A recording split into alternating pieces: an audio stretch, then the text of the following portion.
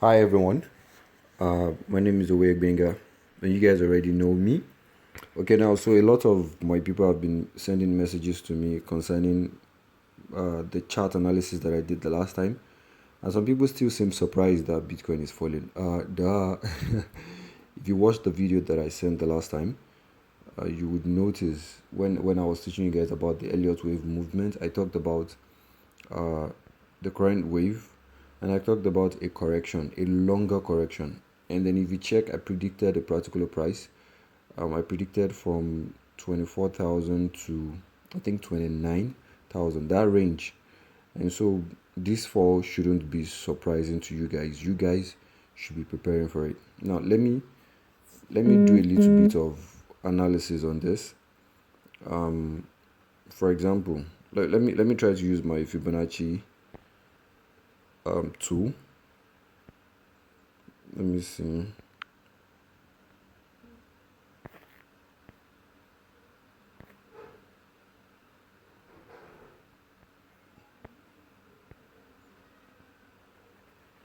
Okay, oh, sorry.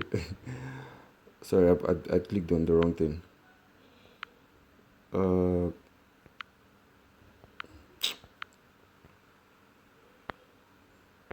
okay, yeah. So retracement. In every financial market, we expect what? We expect a pullback. Now, the idea of using Fibonacci retracement is picking the high point and the low point, and having a particular price range where you expect the pullback to fall to. Now, if you listened to the small brief explanation that I gave in the previous video that I did, I told you the prices to watch out for, and they are the 50%, the 618, and then the 73.6. All right, so the 73.6 is somewhere around here, but right now we're approaching the 618. So if this pullback breaks 618, they will probably go into 50%, which is still around the price range that I gave you guys, or we go to 736. So calculating the other way around, this is where your 736, sorry, will be around here rather.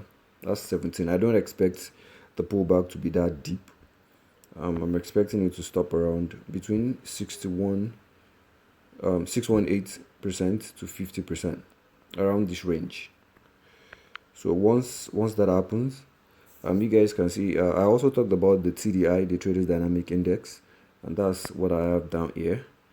It's a combination of tools, and so this is kind of custom made. I have the real software which I've already shared with my students, and that one will help you for analysis. But there's also something else that I teach. Now this is just a brief explanation of what is happening in the market.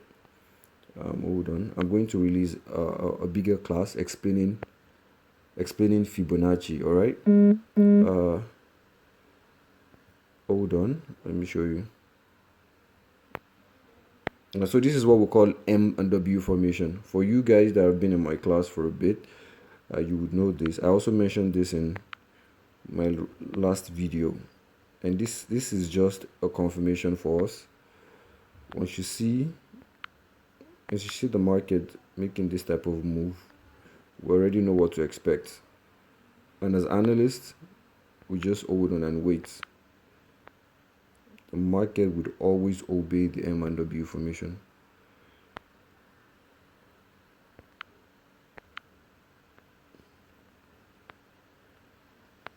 I hope you guys can see this clearly.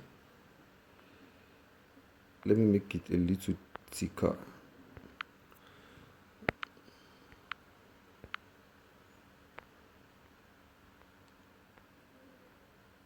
But so can you see it's a little bit stressful to do because I'm using my mobile phone for this video.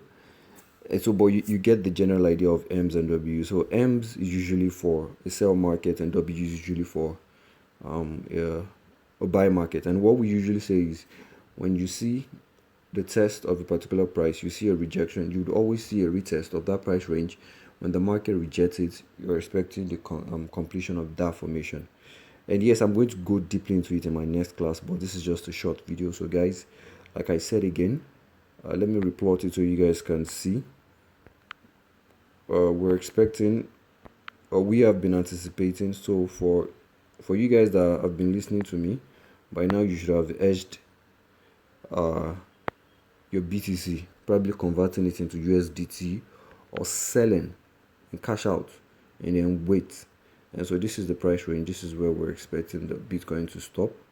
So get ready, guys. Get ready to buy this dip, because this is a long dip. Now we're moving to the fourth wave, and the fourth wave will always be higher than the previous wave. So if BTC is going to stop around maybe the price of 24 to 29,000, by the time we buy that dip, we're expecting it to hit between 50 to 60,000 on the next wave. All right, so get ready and stay with me, guys.